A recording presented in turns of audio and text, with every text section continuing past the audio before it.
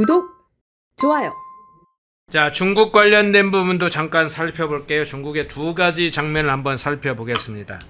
하나는 중국 관영 영문 매체죠. 글로벌 타임스에서 논평을 낸 게 있는데 내용은 이렇게 알려져 있습니다. 한미 간 조선업 협력 문제에 대해서 한미 협력이 한국이 경쟁력을 떨어뜨리고 대미 종속을 심화할 것이다. 이렇게 글로벌 타임스, 사실상 이제 중국 공산당의 지시를 받는 이 글로벌 타임스가 마치 한미 간의 조선업을 협력하면 우리나라 걱정해 주는 것처럼 이렇게 입장을 밝혔어요. 어떻게 해석을 하세요? 정말 뭐 걱정이 아니라 예.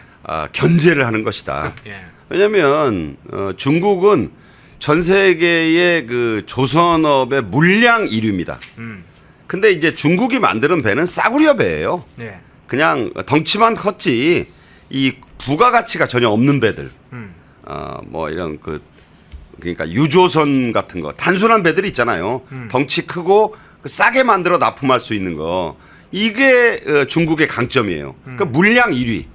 그런데 이 고부가가치 선박 있잖아요. 네. 그리고 이제 군함 분야. 미국이 특히 한국, 일본, 특히 우리나라에 주목하는 이유는 이 군함 건조 또 MRO에서 한국을 따라갈 나라가 없다. 이 분야 때문이거든요.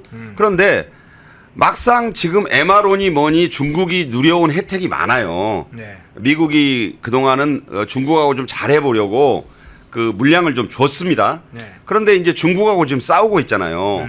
스웨덴 스톡홀름의 그 이틀간의 회담에서도 결론이 안 나고 90일간 휴전을 하기로 했지 않습니까? 네네. 그런데 이 부분은 뭐냐면 중국은 워낙 좀 덩치가 크니까 트럼프가 이걸 한판승을 거두기가 어려워서 일단 중국은 석 달간 좀 보자.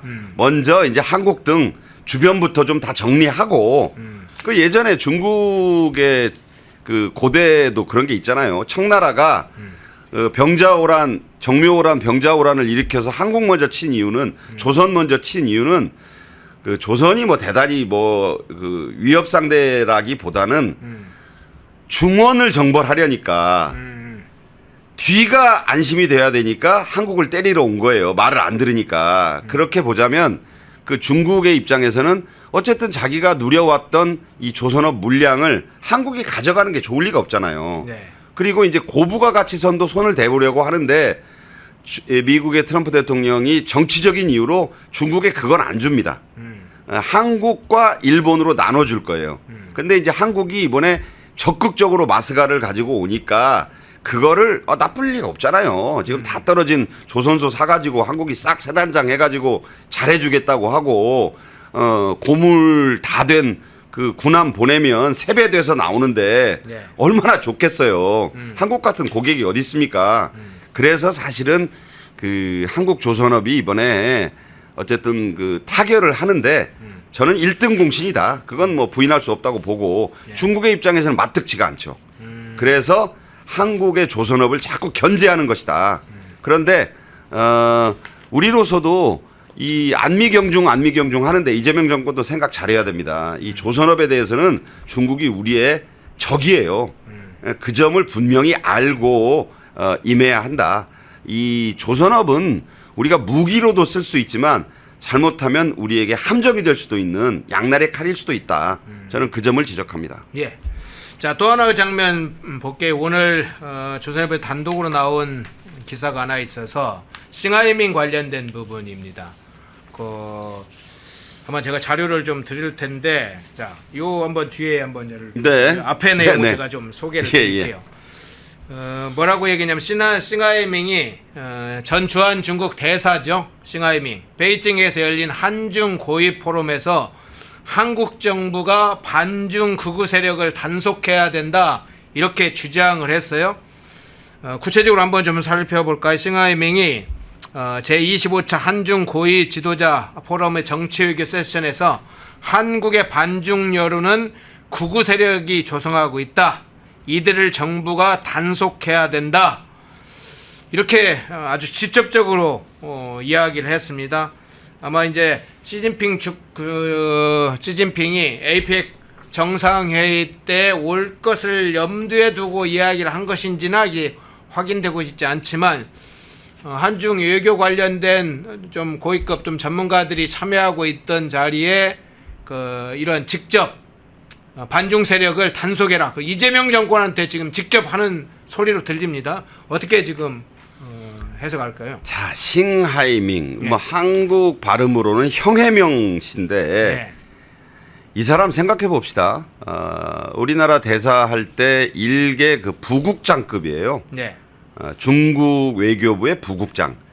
평양에 근무하고 난 뒤에 왔죠. 우리말을 김일성 대학에서도 공부를 했고 우리말을 잘한다고 하는데 제가 이 사람 말하는 걸 들어보니까 뭐 초등학교 수준으로 말을 하잖아요. 이 언어 구사력도 떨어지고 네. 어휘력도 형편없었습니다. 그런데 중요한 장면. 이재명 대표가 민주당 대표할 때 중국 대사관 가서 한 거 기억나실 거예요. 예.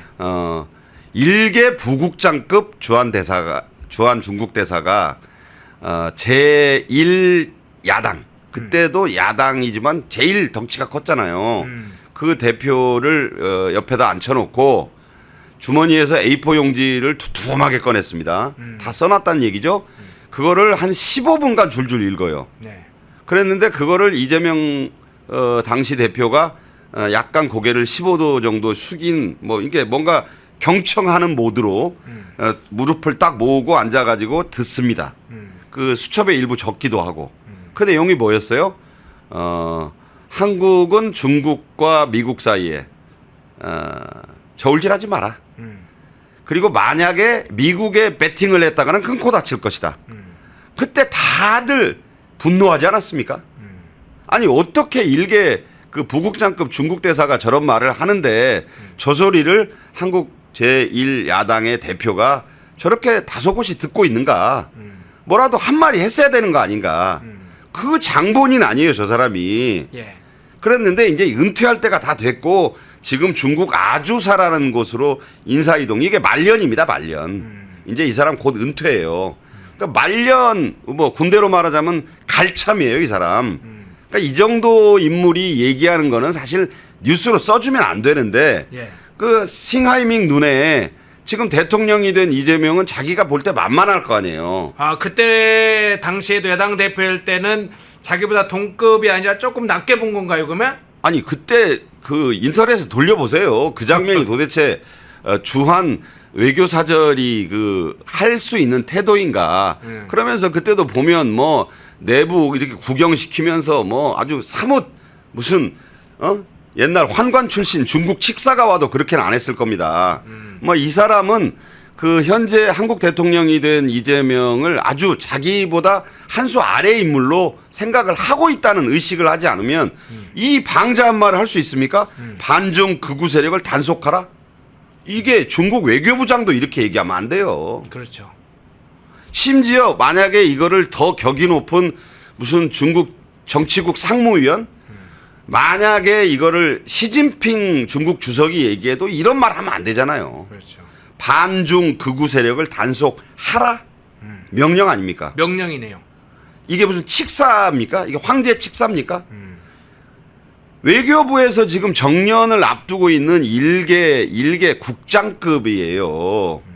이런 말을 하고 있다는 것 자체가 얼마나 대한민국 정권을 우습게 보는 것인가.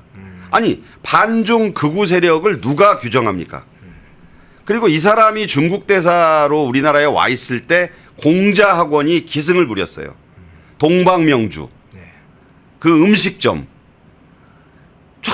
그때 이 사람이 중국 대사를 할 때 해놨던 일들이에요. 그런데 지금 와서 반중 극우 세력을 단속하라? 과연 그 반중 극우 세력을 이 사람이 지목한다? 단속하라고 요구한다?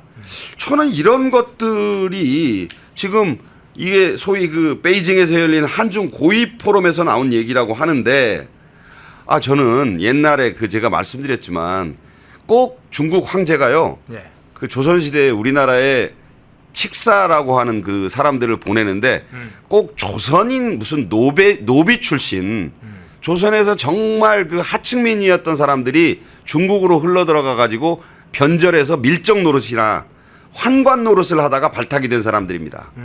이 사람들이 의주를 거쳐서 조선으로 들어오면서부터 한 일이 뭐냐면 은 긁어 모으는 일이에요. 그래가지고 지금 서대문 독립문 그 자리가 무슨 자리입니까? 그 모화관이라고 예. 그런 사람들 와서 머무는 자리인데 거기에 줄줄이 세자 심지어 어떨 때는 임금 직접 가서 그 보고 고관들은 뇌물에 여자 바치면서 하던 그 굴욕의 장소 아니었습니까? 그렇죠. 예? 독립문 서대문 영무소 자리 그 자리를 헐고 세운 게 독립문이에요. 네. 저는 이 사람의 행태를 보면서 그것과 다를 바가 무엇이냐? 양복 그때 입은 당시만 해도 중국 청나라로부터 독립이었죠, 사실은. 그러니까요. 그러니까 저는 이런 말을 우리가 들어야 된다는 것이 그리고 이런 말이 나왔을 때 왜 그 정부에서 외교부도 그렇고 이런 결례다. 국격상 이런 얘기를 무리하게 할 수 해서는 안 된다. 짤막한 논평이라도 하나 나와야 될 거 아니에요. 아직 안 나왔어요. 전 뭐 논평 나왔다는 소리 들은 바가 없습니다. 그래서 네.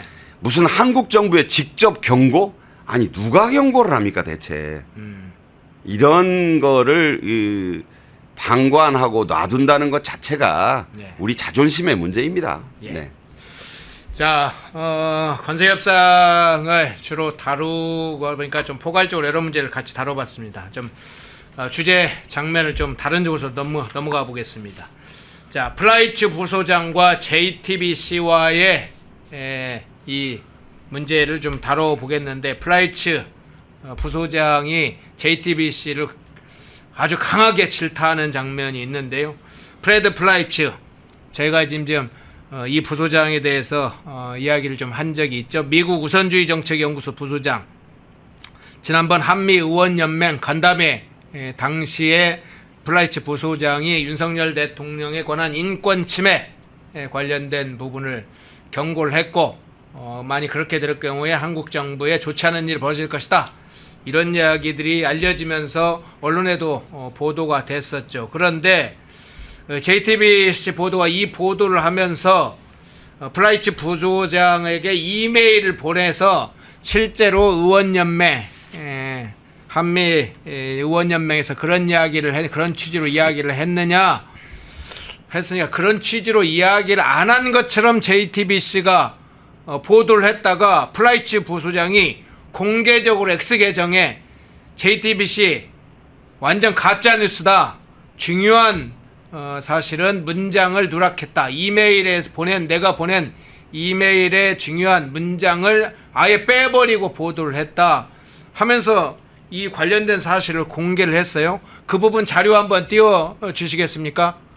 자, 지금 준비된 자료를 있으면 저게 프레드 플라이츠가 직접 공개한 내용도 지금 확인이 됐습니다. 저 장면 어떻게 보셨어요? 저도 기자를 오래 했고 후배들이 쓴 기사를 데스크를 참 수십 년 봤던 사람으로서 저거는 그냥 왜곡 보도의 전형이죠. 누락을 시켜버린 거죠. 네. 그것도 핵심을. 그러니까 프레드 플라이츠 소장이 말했을 때 조정식 의원과 나경원 의원 등 여야 공동대표 포함해서 13명이 만났어요. 그 자리에서 한 말입니다. 그러면 나경원 의원도 들었고 조정식 의원 등 민주당 의원도 들었을 것 아닙니까?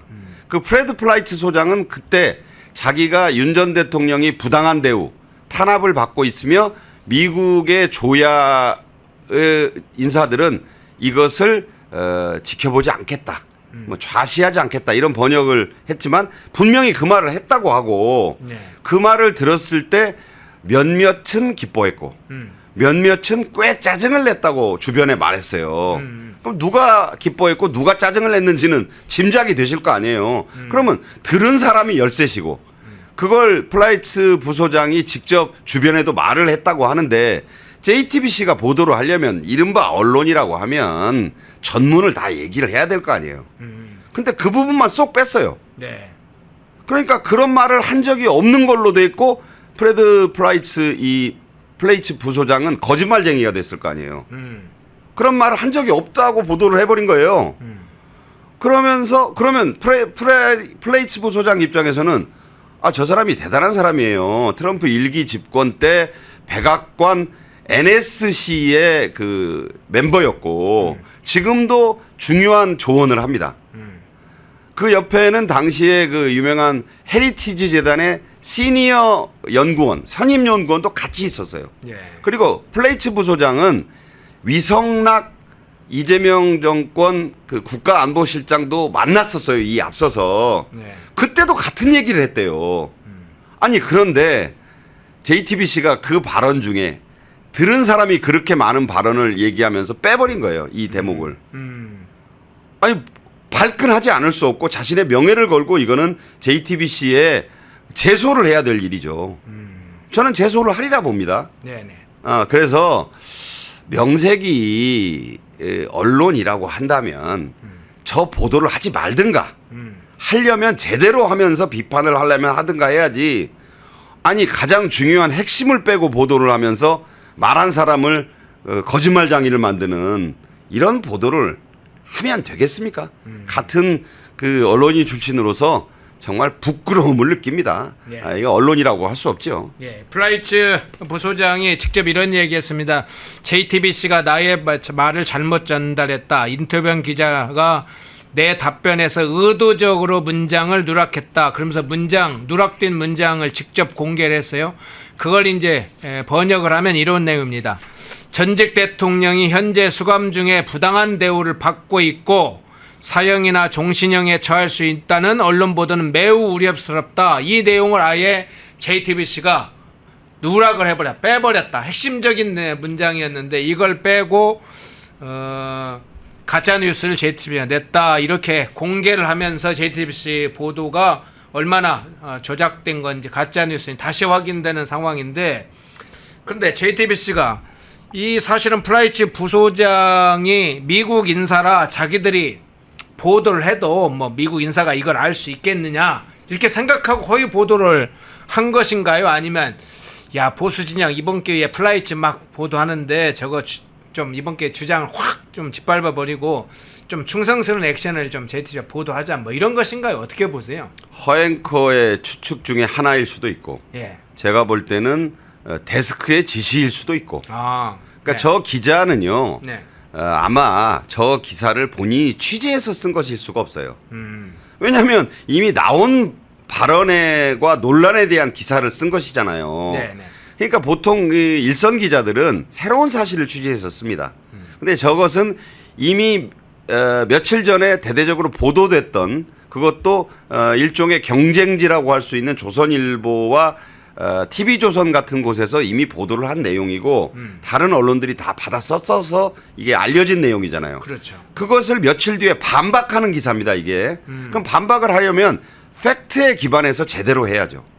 그렇다는 것은 JTBC의 저 기자보다 더 상급에 있는 데스크나 그 이상에서 이런 취지로 반박을 하는 기사를 써라 라고 지시한 것일 수밖에 없어요. 저는 왜 그렇게 보냐면 언론사의 구조상 그럴 수밖에 없다. 그 일선 기자가 이거 제가 한번 반박 기사를 써볼게요. 이건 불가능합니다. 그래서 이것은 JTBC가 사측에 상당한 간부의 의도에 의해서 쓰여진 기사다. 제목을 그렇게 뽑기 위해서.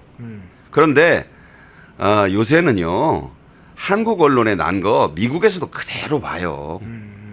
영문으로 번역해서 나갈 뿐만 아니라 한국에 나와 있는 수많은 그 외국 언론사의 특파원들이 수시로 서울발로 기사를 타전합니다.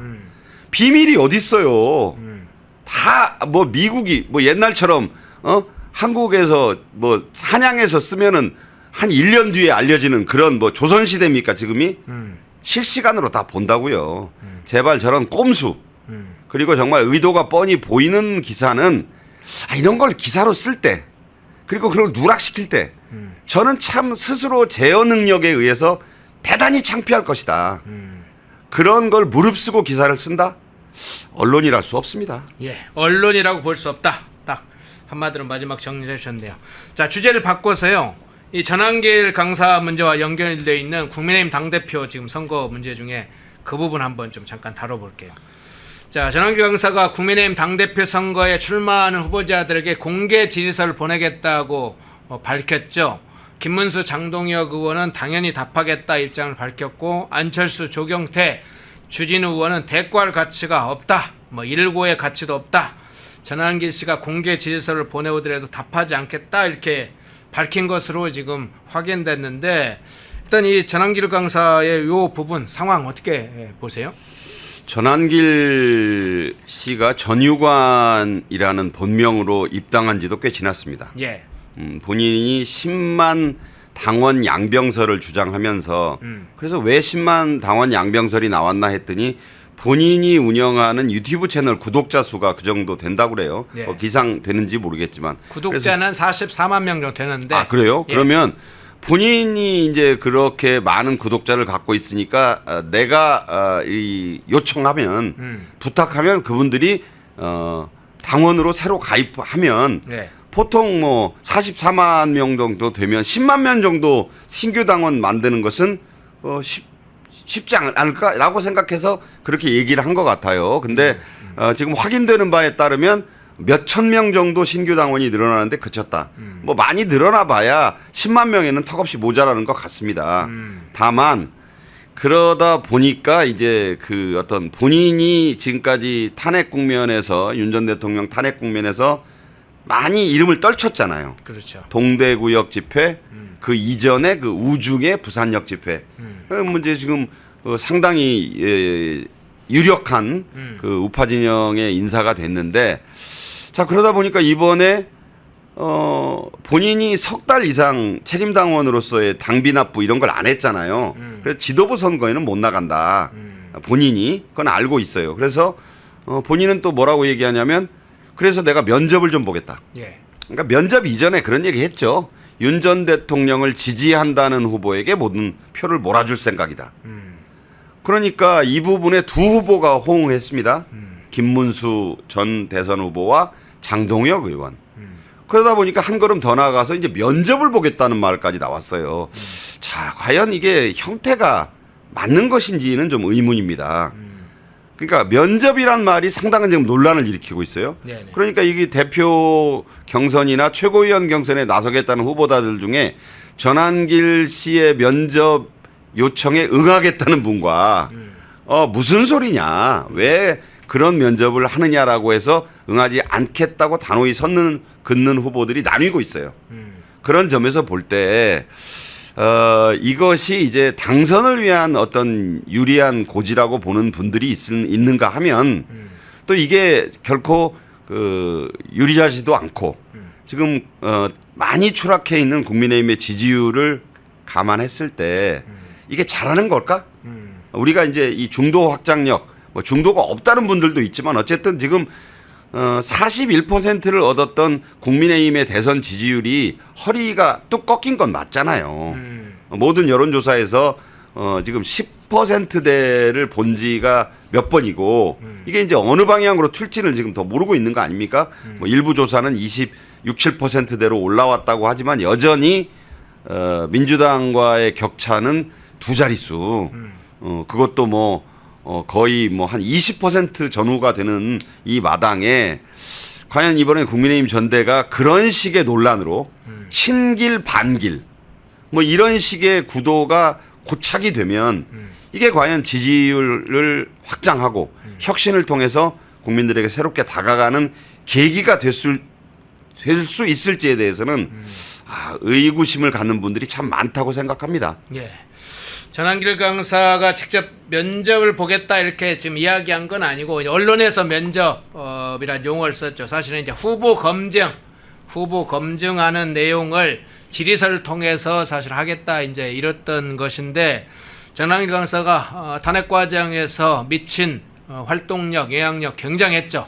그리고 많은 세력들을 결집시키는데 전환길 강사가 굉장한 역할을 했습니다. 뭐 입당도 그렇고 각 후보에 대해서 전환길 강사 입장을 밝히는 건 상당히 저는 뭐 나쁘지 않다고 봅니다. 그리고 그에 따라서 정치적인 선택을 할 수 있다고 보이는데 다만 이제 너무 오버액션을 하면 그에 따라서 부작용도 있게 됩니다. 의견서를 제출하는 거, 입장을 밝혀라 이런 거야 적절하는데 그 부분에 조금 더 정교하게 전환길 강사가 할 필요가 있는데 지금 우리 구독자분들의 댓글에도 예. 면접을 보겠다는 말을 전한길 씨가 한 적은 없다. 맞는 것 같습니다. 면접이란 말은 안 했고 그 면접이 우리가 생각하듯이 전한길 씨가 딱 앉아 있는데 김문수 후보 들어와서 질의응답에 응하고 또 뭐 장동혁 이런 형식은 아니고 그런 말을 한 적도 없다. 그러나 분위기가 내가 공개 질의나 뭐 이런 강연이나 유튜브를 통해서 말하는 내용에 공감하는 분들에게는 내가 지지를 해달라고 할 것이다. 그러니까 이게 형식적으로 면접 같다는 얘기죠. 그렇게 공개 질의를 하고 그 공개 질의에 답변을 어떻게 하느냐를 봐서 내가 우리 지지층 나를 지지하고 따르고 또 하는 분들에게 이번에는 누구다. 누구는 우리가 밀어도 되겠다. 이렇게 얘기할 수 있다는 것이 면접이란 형식으로 비춰진 것이다. 다만 이게 이제 도움이 되냐 도움이 안 되느냐에 따라서 정치적인 이해관계와 셈법이 다를 거라고 봐요. 그러나 이제 1차 뉴시스가 며칠 전에 실시해서 발표한 여론조사에 따르면 뭐 일단 김문수 후보가 선두 뭐 30.4% 그렇죠. 그다음에 장동혁 의원이 그 20%에 근접하는 뭐 19점 몇 %. 그러니까 두 후보의 지지율만 합쳐도 과반이 넘어서 다만 이건 이제 전제가 있죠. 뭐냐면 국민의힘 지지층만을 대상으로 전대 룰대로 해보면 그렇고 또 무당층에게 물어보면 1등은 어렵사리 김문수 후보가 지켜지는데 2등이 바뀌잖아요. 조경태 의원으로.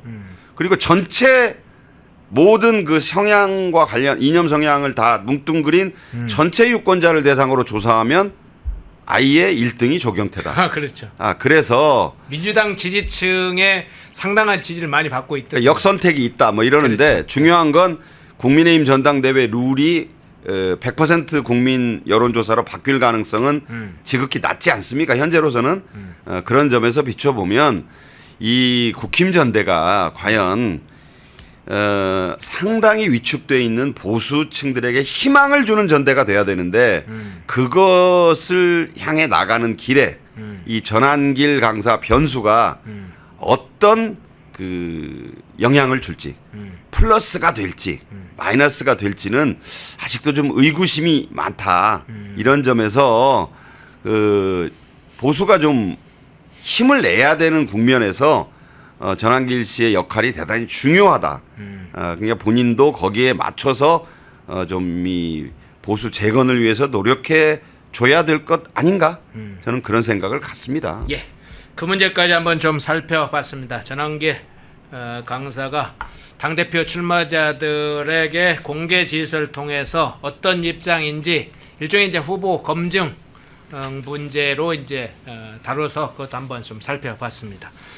예, 2부 좀 중요한 현안들 관세 협상부터 시작을 했습니다만 중요한 내용들 좀 조목조목 한번 살펴봤습니다. 박상규 시사평론가였습니다. 고맙습니다. 감사합니다. 펜앤마이크와 광동의 구독, 좋아요.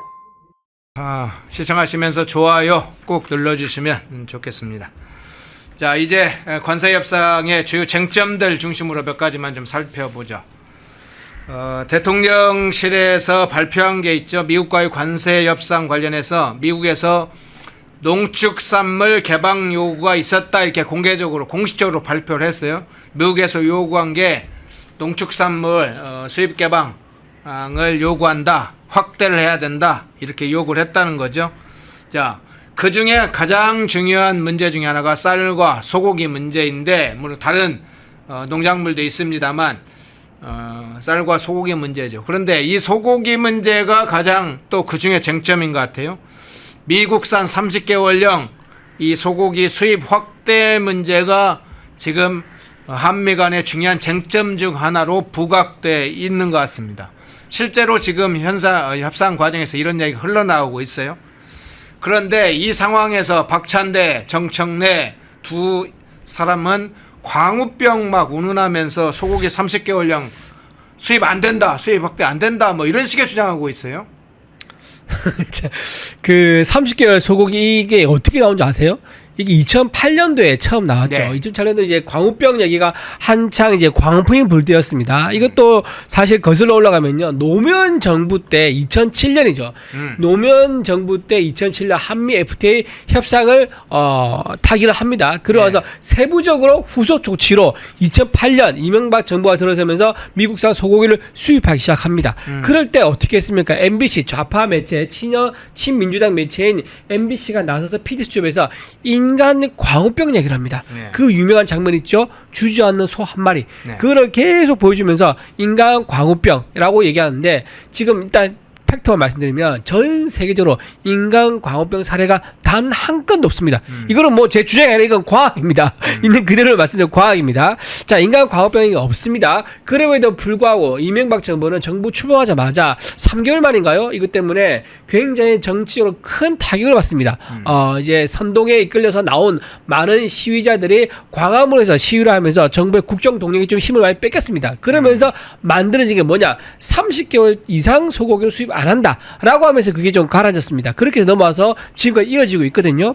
자, 그러면 지금 30개월 얘기 나오지 않습니까? 그러면 원래 우리 정부에서 만약 윤석열 정부에서 이렇게 한다 그랬으면 민주당은 어떻게 했을까요? 지금 대규모로 광우병 시위하겠죠. 소 끌고 올라왔을 겁니다. 소 끌고. 끌고, 소 끌고. 남태령 지금 그치, 지나고 있어요? 트랙터가 아니라 소 끌고 아마 올라왔을 겁니다. 네. 소 염을 광화문에서 막 준비해가지고 소 염을 먹이면서 음매하면서 아마 난리가 났을 겁니다. 이런 선전선동을 기가 막히게 하는 민주당 아닙니까? 근데 지금 조용합니다. 지금 왜 정권 잡고 미국과 현실적인 협상하다 보니까 이거는 맞는 거거든. 안 할 수가 없는 거거든요. 또 실제로 대만하고 일본은요 30개월 넘는 소 수입하고 있습니다. 예. 2019년, 2022년부터 각각 대만과 일본을 수입하고 있습니다. 자, 그럼 그 나라는 축산업계가 뭐 공무원들이 바보입니까? 아니면 그 사람들은 뭐 비과학적인 그런 정부입니까? 아니죠. 과학적으로 확인해가지고 문제가 없고 그리고 그 수입했을 때 자기가 국익이 더 크다는 거 수출해서 얻을 게 더 많다는 것을 확인했기 때문에 그렇게 쭉 하고 있는 겁니다. 그런데 우리나라에서 지금 그걸 안 하겠다고 버티는 집권 여당의 대표 주자 후보자들 아닙니까? 이게 이제 말해야 될 법한 사람들입니까? 이렇게 현실에 동떨어져 있는 사람들이 이 집권 여당의 대표를 하면서 계속 국민들을 선전선동하고 있다는 거 이거 자체가 참 크나큰 비극이다 저는 그렇게 생각합니다. 그런데 지금 정청래 박찬대의 반응을 보면 스스로가 찬 그 족쇄에 지금 갇혀 있는 꼴 아닙니까? 말씀하신 대로 2008년도에 소고기 이 30개월령 이상을 먹게 되면 다 인간 광우병 걸릴 것처럼 뇌성송 구멍탁을 주장했단 그렇죠. 말이에요. 그렇죠. 그런데 지금 다시 소고기 30개월 이상짜리 먹게 되면 아 그런 일 없다 안전하다 사실상 안전했다 그렇죠. 이렇게 자백을 해야 되는 그러니까 그게 딜레마인 거 지금. 지금 이재명도 그런 딜레마에 빠져 있는 그렇죠. 거 아니에요? 그렇죠. 네. 그러니까 이재명 대통령이 이게 그 관세 협상할 때 정면에 안 나와서 이유가 있는 거예요. 네. 자기가 과거 했던 말 다 부정해야 되거든. 한마디 하지 않습니까? 그러면 과거 했던 말 성남시장 시절 경기도지사 시절에 했던 말과 지금 대통령 하는 말이 딱 영상으로 캡처돼서 비교해야 될 거 아닙니까? 말 뒤집은 게. 그 장면을 잡히기 싫은 거야. 그러다 보니까 자기는 부산 내려가가지고 내년 지방선거에 나올 전재수나 밀어주고 있고요. 네. 지금 대통령실에서는 대통령 비서실장이 대통령이 아닌 대전 비서실장이 지금 관계 회의를 하고 있습니다. 이게 말이 됩니까? 국익과 직결된 아주 중요한 문제를 비서실장한테 맡기고 자기는 지방선거 선거운동을 하고 있고 이런 황당한 상황이 벌어지고 있는 거를 미국이 다 안단 말이에요. 그러니까 미국이 어떻게 합니까? 그래? 그럼 네 마음대로 해봐 하면서 31일까지 그러니까 8월 1일부터 관세 효력이 생기는데 31일까지 늦춰서 나중에 한꺼번에 하겠다고 하네요. 한꺼번에 하면 우리가 그걸 일일이 다 대응을 할 수 있습니까? 못하죠. 한꺼번에 때려 맞는 수밖에 없는 거예요 지금. 아니 그러면 이 소고기 30개월령을짜리 먹으면 그거 먹는 청산가리 먹겠다고 하는 청산규리? 청산가리 먹겠다는 김규리는 어떻게 예. 되는 거예요? 아 그분 글쎄 그분 지금 뭐 하고 있는 건 모르겠네. 지금 아니 저 예. 가끔 한 번씩 저 아 영화도 뭐 영화에 얼마 나오긴 하죠. 그 하던데 예. 글쎄 그분이 만약에 그렇다고 그러면 뭐 이재명 정부에서 뭐 책임을 져줘야 되나 아니면 공식 사과를 하고 좀 국민들 앞에 이번 기회에 이제 이미지를 좀 바꾸는 길을 만들든지 본인이 좀 선택을 해야 될 것 같아요. 그때 좀 내가 지나쳤다 잘 모르는데도 불구하고 내가 사실 나도 당했다 나도 쏘갔다 한다든지 그런 식으로 하면 국민들 용서할지도 모르죠. 그때 뭐 모르고 그럴 수 있는 거죠. 그때 어렸었으니까. 청산가리 김규리도 이번 기회에 저기 나오네요. 광우병 2008년 독실거리는 5월이니까, 야. 속볕의 수입 차라리 청산가리를 입안에 털어넣는 게 낫다. 17년 전이니까 예. 17살 나이가 더 많아졌지 않습니까? 그러면 네. 이제 세상을 좀 이제 알만한 나이가 됐죠. 네. 그러면 이제 나이가 어려서 잘 몰랐다라고 하면은 국민들이 이해할 수 있을 거라 봅니다. 네. 네네. 자, 말에는 책임을 져야죠. 그걸 그 정도로 해서 국가 사회를 혼란을 하는데 주역으로 참여를 했고, 그로부터 김어준부터 여러 자기의 정치적 스폰서들한테 재미를 봤으면, 뭐 저 김어준 방송에 나가서도 재미도 보고 여러 가지 떴으면, 청산규리는 이제는 스스로 이제 자백하고 그 책임에 따른 행동을 해야 되겠죠.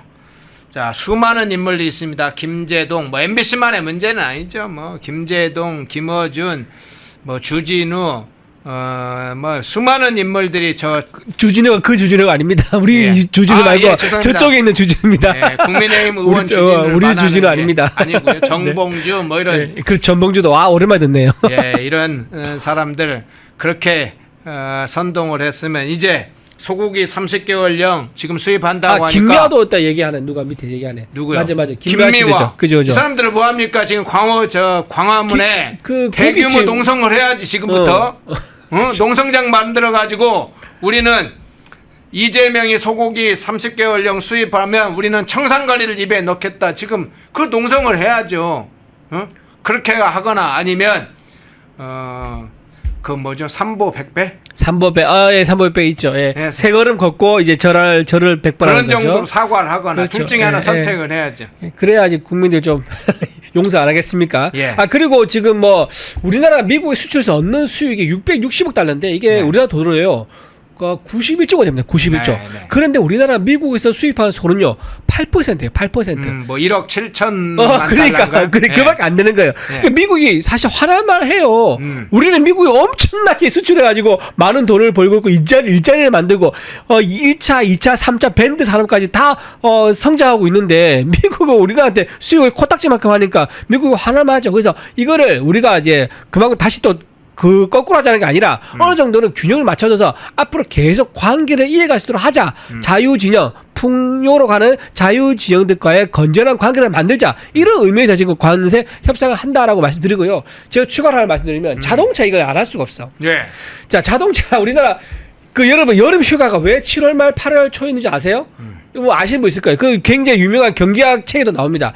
현대 자동차가 7월 말 8월 초에 휴가를 갑니다. 그러면 현대 자동차만 따지면 몇만만 안 되잖아요. 근데 그거는 겉에 보이는 거고 현대 자동차에 납품하는 1차, 2차, 3차 밴드 업체가 어마무시하게 많은 거예요. 네. 그러니까 현대 자동차 휴가 날짜에 맞춰서 관계된 모든 회사가 다 휴가를 가게 되면서부터 우리나라가 어느 순간 여름 휴가가 현대자동차 휴가가 7월 말 8월 초가 된 겁니다. 이거는 경제학을 뭐 공부 안 한 사람도 아는 내용이에요. 그럴 정도로 현대자동차가 우리나라가 수출하는 그 영향력이 엄청나게 큽니다. 자, 그런데 지금 어떻습니까? EU가 자동차 15% 관세 받았죠.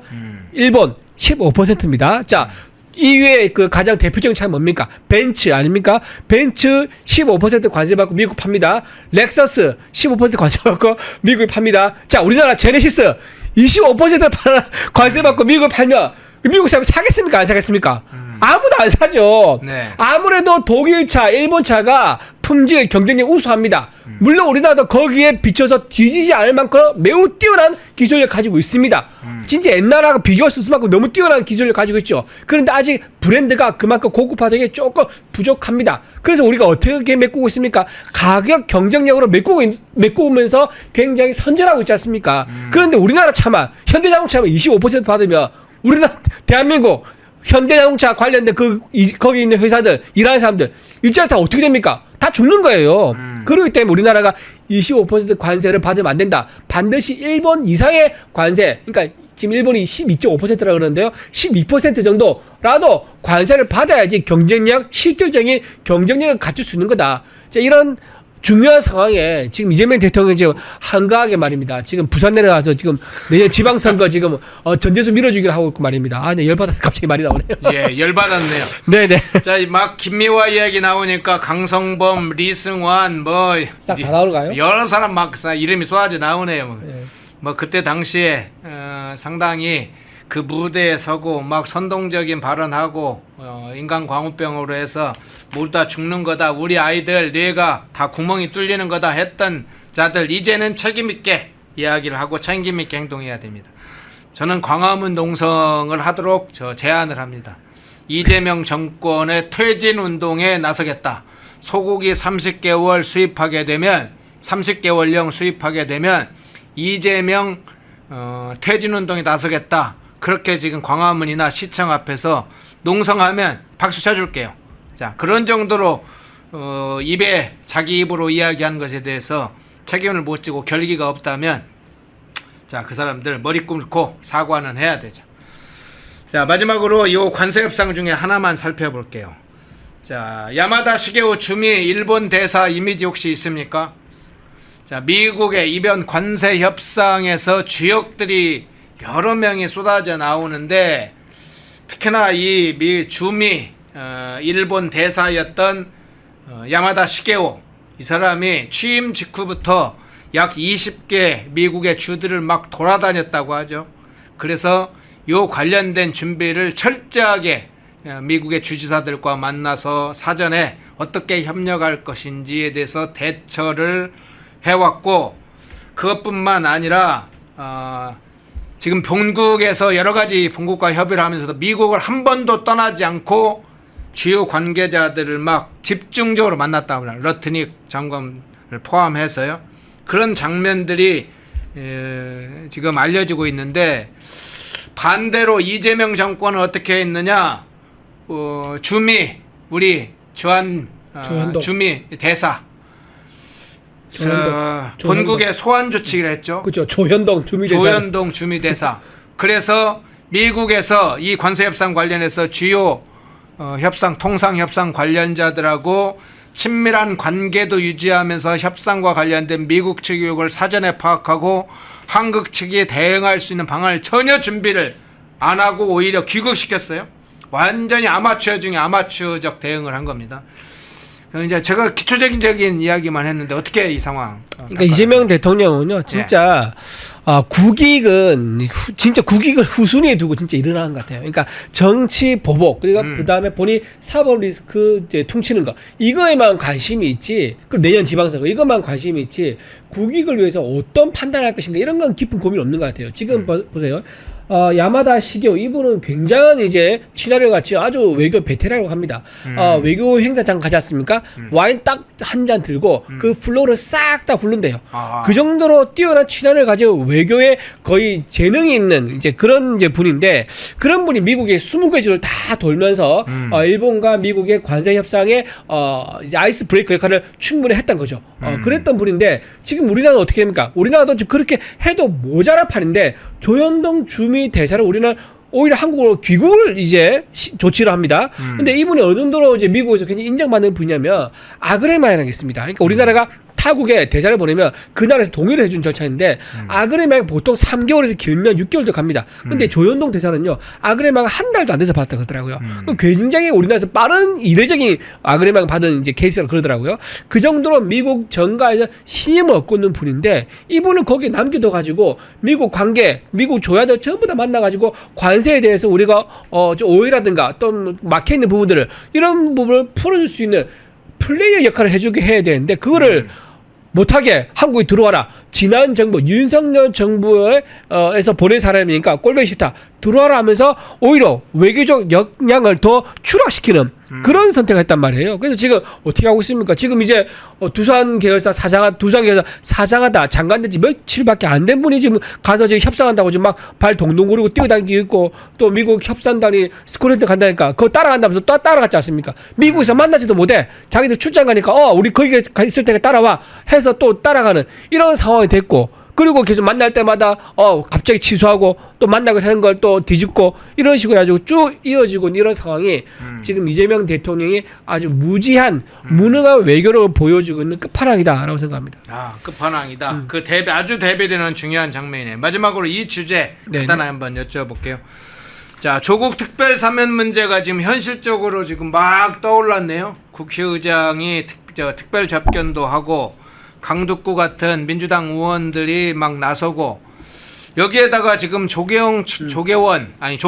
조계종 총무원장인 진우 스님이 직접 나서서 조국의 특별 사면을 요청한 서한을 대통령실에 전달했다. 이것까지 확인이 됐어요. 저는 왜 이 불자께서 그 많은 우리 이제 지금 구치소나 교도소에는 많은 사람들이 지금 구속돼 있는데 이제 8개월 정도밖에 이 수감돼 있지 않은 조국을 딱 찍어서 조국만을 특별 사면을 요청했는지 조계종 총무원장의 특별 사면 이상하긴 합니다. 많은 이런 범인들 특별 사면을 요청한 것도 아니고 왜 조국만 요청했을까? 이상한 장면이긴 한데 어쨌든 큰 흐름상 전방위적으로 지금 움직이는 양상이에요. 지금 이제 국회의장이 조국 이제 전 장관을 만나러 한번 갔다 그러더라고요. 교도소에. 교도소에 갔죠. 갔는데 남부 구치소인가요? 아마 거기 간 것 같은데 국회의장이 접견을 간 건 아마 처음으로 저는 알고 있습니다. 현직 국회의장이. 그런데 뭐 개인적으로 보니까 인연이 있는 것 같더라고요. 그러니까 조국 전 대표가 옛날에 2014년에 우원식 국회의원의 후원회장을 맡은 적이 있다고 그러더라고요. 아마도 그런 개인적인 인연 때문에 뭔가 이제 위로 차원에서 갔을 수 있다고 봅니다. 하지만 타이밍이 묘합니다. 왜냐하면 8.15 특사위기가 나오고 있는 이 상황에서 국회의장이 갔다는 것은 뭔가 우리나라 삼보위원 중에 한 명이 갔다는 것은 행정부에다 강력한 메시지를 주는 거 아니겠습니까? 그리고 지금 저는 이제 불교에 계신 조계종 총무원장이라고 그러는데 저분이 다른 분에 대해서도 저렇게 이제 특별 사면을 요청하는 서한을 대통령실에 보낸 적이 있는지 모르겠습니다. 그러지 않고 저렇게 조국 전 대표에 대해서만 저렇게 특별 사면 요청한 서한을 보냈다 그러면 저분이 글쎄요 많은 불자들이 뭐 또 종교적 믿음이 있는 거고 또 정치적으로는 또 자기 각자 다양한 가치관이 있는 건데 그 가치관을 본인이 함부로 대표할 수 있는 거 아니지 않습니까? 조계종의 어떤 대표적인 고위직에 있는 분이신데 조계종을 대표해서 마치 조국 전 대표를 특별 사면 요청하는 듯한 그런 모습을 보이는 게 불자들 사이에서도 썩 좋은 평가를 안 받을 것 같아요. 그런 부분도 있습니다. 자 어쨌든 그러면 이재명 요청을 하려면 조계종 총무원장이 뭐 조국뿐만 아니라 이번 계획에 많은 민생 사범들과 같이 해야죠. 정치범 관련된 인사들과 많은 사람들에 대해서 특별 사면을 광범위하게 해라. 조국만 특별하게 딱 찍어서 할 게 아니라 그 속에 그냥 조국 그렇죠. 있는지 없는지 그냥 이게 불자들이 가지고 있는 그 많은 사람들을 품으려고 했다면 그런 더 고생하는 사실은 교도소에 있는 사실은 저보다도 범죄 행위가 뭐 중범죄도 아니고 아주 경범죄에 대해서 사실은 구속돼 있는 사람들도 있을 테니까 엄청 많죠. 그런 사람들을 오히려 특별 사면을 하라고 요구해야 되는 거 아닙니까? 그러니까 민생 사범들, 뭐 생계형 사범들 이런 사람들 풀어주라고 하면은 오히려 좀 박수 칠만 했을 거예요. 종국에서 충분할 수 있는 얘기니까. 그런데 그런 사람 얘기를 한마디도 안 하고 그냥 조국 장관 범죄 혐의가 뭡니까? 자녀 입시 비리 아닙니까? 집에서 컴퓨터로 포토샵 해가지고 경력 지으면서 가짜로 만들어가지고 대학에 들어가고 의전원에 들어가는데 썼다는 거 아니겠습니까? 그런 파렴치한 입시 비리를 저지른 분을 풀어달라고 하는 거 불과 7개월밖에 지금 복역 안 한 사람이에요. 그런 사람 풀어줘야 하는 것은 굉장히 좀 실망스러운 부분이 좀 있다라고 좀 말씀드립니다. 예. 자 2부에 이준우 대변인 모시고 뭐 최동성 문제, 광우병 관련된 소국 1위 30개월령 조국 사면 문제 한번 다뤄봤습니다. 이준우 대변인이었습니다. 고맙습니다. 고맙습니다. 펜앤마이크와 광동이 함께 구독, 좋아요. 자, 우리 직격 인터뷰, 즉석 인터뷰입니다. 진짜로 즉석 인터뷰입니다. 우리 김민수 대변인 나오셨습니다. 어서 오십시오. 네, 안녕하세요. 반갑습니다. 안녕하세요. 반갑습니다. 예. 네. 자, 지난주에 최고위원 출마 의사를 좀 밝힌 이후에 일주일이 딱 지났습니다. 네. 예, 그 일주일 동안 일단 어떻게 지내셨어요? 일주일 동안 그 또 유튜버 방송들께서 많이 불러주셔서 이렇게 예고급파 시민들과 방송을 통해서 좀 많이 접했고요. 네. 그리고 이제 내일 출마 선언을 그 확정 짓고 있습니다. 그래서 네, 내일 그렇군요. 9시 30분에 국회 소통관에서 네, 출마 선언 예정에 있습니다. 네. 예. 그러면 내일 9시 30분에 할 이 출마 선언 네네. 조금 더 내용, 메시지 이런 것들 좀 소개를 좀 같이 해주시죠. 사실 이게 저는 이때까지 당에 입당한 지 7년인데 네. 당내 선거는 한 번도 출마를 생각해 본 적조차 없었습니다. 왜냐하면 이때까지는 당내 선거에서 그래도 최고 지도부에 있는 사람들이 현직 의원인 것이 좋겠다라고 생각했습니다. 그러니까 저 개인의 정치보다 현직 의원들이 아무래도 리더십도 있고 정치에 대해서도 많이 알고 대여투쟁도 잘하고 대야투쟁도 잘하고 그리고 모든 면에서 더 뛰어나지 않을까라는 생각으로 이렇게 출마를 고민해 본 적이 없었는데 이번 12월 3일 이후부터는 이 생각이 좀 변화가 있었던 것 같습니다. 네, 이 6g짜리 배지의 무게를 진짜 6g인 줄 아는 사람들이 만약에 최고위원으로 구성된다면 이것이야말로 지금 국민의힘의 재앙이 될 수 있구나. 네, 그리고 진짜 이 최고위원회라고 하는 것이 당의 어떻게 보면 방향성을 잡아가는 것인데 당의 방향성이 당의 신념이나 이념과 다른 방향으로 잡힌다라고 하면 당이 정말 계속해서 무너질 수밖에 없구나 하는 걸 좀 느낀 것 같습니다. 그래서 당에서 이 지도부만큼은 지금 당의 가치, 보수의 가치를 제대로 아는 사람들, 그리고 당원들의 마음을 진짜 한데 모을 수 있는 사람들, 그리고 잘못된 것, 국익과 국민의 이익에 반하는 것들에는 처절하게 대항할 수 있는 사람들, 싸울 때 싸울 줄 아는 사람들, 말할 때 말할 줄 아는 사람들이 들어가야 우리 보수가 재건할 수 있겠구나. 그리고 이번 전당대회는 제 개인적으로는 우리 국민의힘 보수정당의 마지막 전당대회가 될 수도 있다라고 생각합니다. 이미 많은 지지자들이 지금 당을 떠나기 시작했기 때문에 이번에조차도 제대로 된 방향성을 잡지 못한다라고 하면 진짜로 역사의 뒤안길로 제가 너무나 사랑하는 보수정당 국민의힘이 사라질 수 있겠구나, 유명무실해질 수 있겠구나라는 생각을 하게 되어서 좀 출마를 결심하고 있고요. 그리고 내일 출마 선언에서는 보수의 가치를 제대로 세우고 그리고 보수가 나아가야 될 투쟁을 제대로 할 수 있는 부분에 대한 이야기를 좀 하려고 합니다. 많은 분들께서 국민의힘 혁신이 필요하다라고 하시는데요. 저는 투쟁이 곧 혁신이다. 지금 이 상황에서 대한민국이 무너지고 보수의 가치가 무너지는 이 상황에서는 투쟁이 곧 혁신이고 투쟁 속에서 혁신안을 짜내야 된다. 혁신안을 찾아야 된다라고 생각합니다. 예. 네. 자, 그런데 앞서 이제 입당하신 지 7년 정도 시간이 지났다고 했는데 입당 7년 기간 동안에 당명이 여러 번 바뀌었지 않습니까? 많이 바뀌었죠. 자유한국당, 미래통합당, 국민의힘 3번 바뀌었습니다. 야, 네. 그 사이에 그렇게 바뀌고 그 전에 하면 이제 새누리당. 네, 그렇습니다. 네.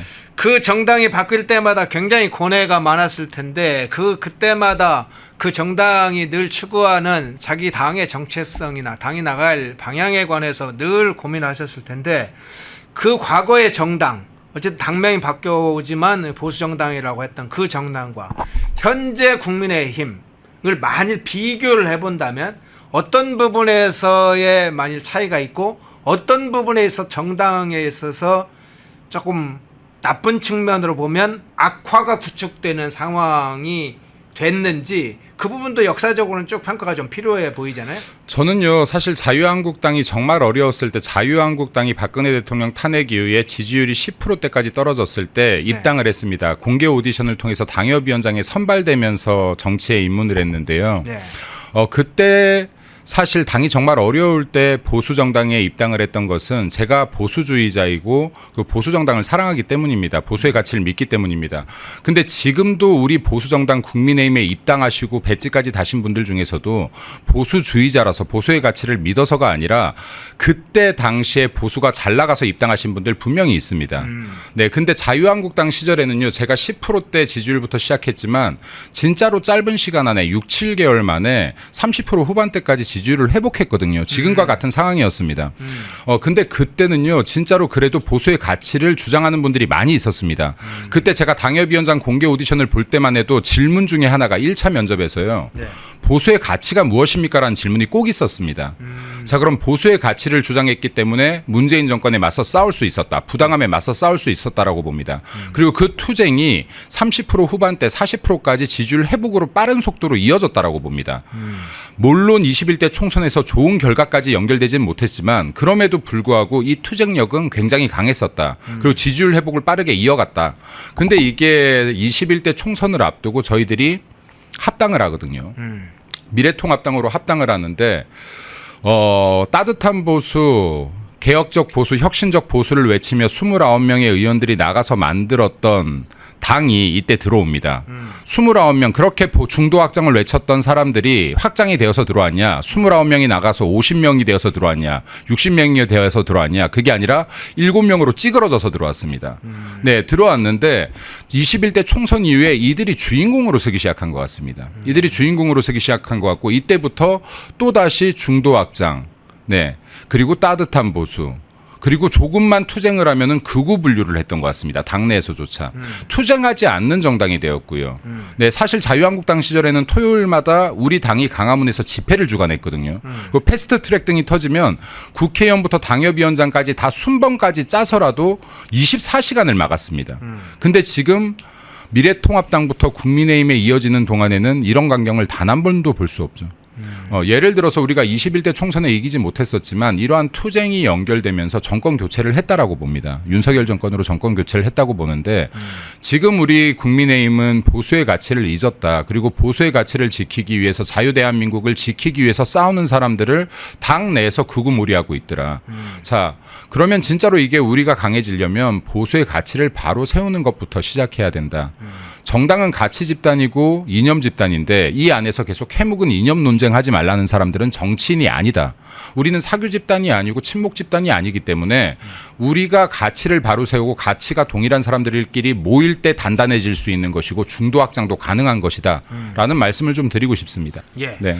질문할 게 많은데 지금 네. 댓글에서 올라오는 질문 중에 지나가 버려서 잊어버릴까 봐 미리 좀 하나 여쭤보겠습니다. 댓글에다 질문을 혹시 남겨주시면 제가 확인된 대로 중간중간 체크했다가 우리 김민수 대변인한테 여쭤볼 텐데, 자, 어떤 질문이었냐면 이번 전당대회 이 관리하는 문제, 투표 여러 가지 포함되어 있는데 왜 선관위, 중앙선관위에 이걸 맡기느냐 하는 문제가 지금 여러 부분에서 좀 비판적 시각을 제시하는 분도 있고, 아니 중앙선관위가 어떤 곳인데 거기다 맡기냐, 다른 기관에 충분히 검증 가능한 곳 또 가능할 텐데 왜 맡기느냐, 이런 이제 제기도 있단 말이에요. 그 부분은 어떻게 좀 평가해요? 뭐 저희 역시도 계속해서 불만을 가지고 있는 겁니다. 근데 불만을 가지고 있다고 해서 우리가 바꿀 수 있는 힘이 없는 겁니다. 예를 들어서. 자, 그리고 이번에 서약서 부분이 좀 문제가 되는 것 같은데 이 서약서는 중앙선관위 내는 건 아니고 당내선관위 내는 겁니다. 예. 그것도 약간 그냥 일반적인 거예요. 예를 들어서 룰에 동의합니다. 그리고 결과에 동의합니다. 이게 당내선관위 내는 거죠. 당내선관위에 그걸 내는 거다. 네, 예. 제출하는 건데 예. 근데 지금 이게 뭐 아직 저는 서류 접수를 안 해서 제출은 안 했습니다만 어제 이제 관련 서류들을 좀 봤는데 제가 이게 타 방송에서도 이야기했는데 민주당을 봐라. 민주당을 보면 전당대회 때 진짜 전국을 순회하면서 당원들과 접촉하고 연설하고 토론하면서 이 붐업을 일으키고 그 현장에서 투표도 하고. 자, 그러면 제가 2019년에 1월 달에 당협위원장이 되고요. 3월 달이었나 4월 달이었나에 전당대회가 있었습니다. 그때만 해도 체육관 투표를 했어요. 예. 제가 줄 서서 투표했습니다. 아, 그랬군요. 네. 그때 2시간, 3시간 줄 서도 기꺼이 당원들께서 열정적인 마음으로 뜨거운 마음으로 투표에 임했습니다. 그리고 그 기다리는 시간 동안에도 자기가 지지한 후보들의 이름을 연호했어요. 그래서 저는 이게 앞으로 이 제도가 바뀌어져야 된다. 그러니까 지금 전당대회도 이렇게 짧게 예를 들어서 지금 연설의 기회도 몇 번 없고 토론의 기회도 몇 번 없으면 어떻게 당원들이 저 사람에 대해서 알 수 있겠습니까? 누가 우리 당을 이끌 지도자가 되어야 되는지 어떻게 파악할 수 있겠습니까? 그래서 이게 충분한 토론과 연설 기회가 주어져야 되는 것이고, 그리고 당원들 기꺼이 줄 서서라도 투표하실 것이니, 네, 이러한 제도들에 대한 변화를 빠르게 촉구할 필요가 있다라고 생각되어집니다. 네.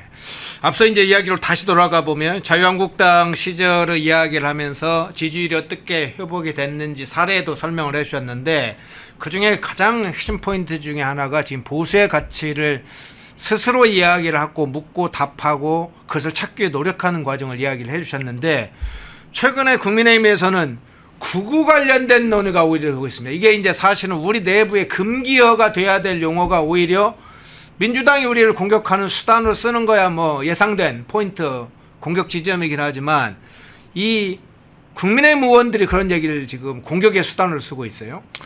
제가 이 이야기는 방송에서 좀 많이 했는데요. 예. 지금 극우라는 것 자체가 진짜 수백 년 전부터 유럽 등지에서 너무나 많이 사용되다 보니까 유럽 등지에서 이 극우가 대체 무엇이냐에 대한 논문과 연구가 굉장히 많이 이루어졌다. 근데 학자들이 지금 공통적으로 하는 말은 극우라는 단어 자체는, 용어 자체는 어떠한 진짜 실체가 있는 것이 아니라 정적을 제거하기 위한 안티테제로 많이 사용이 되더라 하는 것들이 연구에 의한 결과입니다. 자, 그러면요, 지금 당내에서 당내 동료들을 극우 프레임을 씌우고 죽이려는 자들은 당내 동료들을 정적으로 보고 제거하기 위해서 극우라는 용어를 안티테제로 사용하고 있다는 겁니다. 자, 굉장히 폭력적이죠. 이들이야말로 극우적 성향을 보이고 있다. 왜냐하면요, 극우에 대한 연구가 아까 제가 많다라고 했는데 극우에 대한 특성들을 학자들이 진짜로 연구한 것들이 있어요. 여기 첫 번째로 꼽히는 게 폭력주의입니다. 지금 방금처럼 당내 동료들을 극우란 프레임에 가둬놓고 제거하려고 하는 형태야말로 폭력적이다. 이들이 극우다. 진짜 폭력을 보이는 것들은 또 민노총이다. 이들이 극우다. 그리고 또 민족주의가 있습니다. 극우의 이 주요한 요소 중에서요. 자, 우리 보수가 언제 민족 외친 적이 있냐? 우리 한민족, 우리 민족끼리, 그리고 반일, 반미 이런 거 외치는 거 누굽니까? 민주당입니다. 실제로 민주당이야말로 극우의 형태를 보이고 있다. 자, 다음 인종주의인데요. 보수가 인종차별한 적이 있습니까? 이 역시도 없더라. 자, 그러면요, 대한민국 보수주의 중에서는 극우가 없는 겁니다. 근데 지금 우리 당의 가장 큰 문제는요, 어떻게 보수정당이, 우파정당이 우경화를 걱정합니까? 네, 이거 말이 됩니까? 지금 우리 당의 가장 큰 문제는 보수정당의 자경화 현상에 있다라고 봅니다.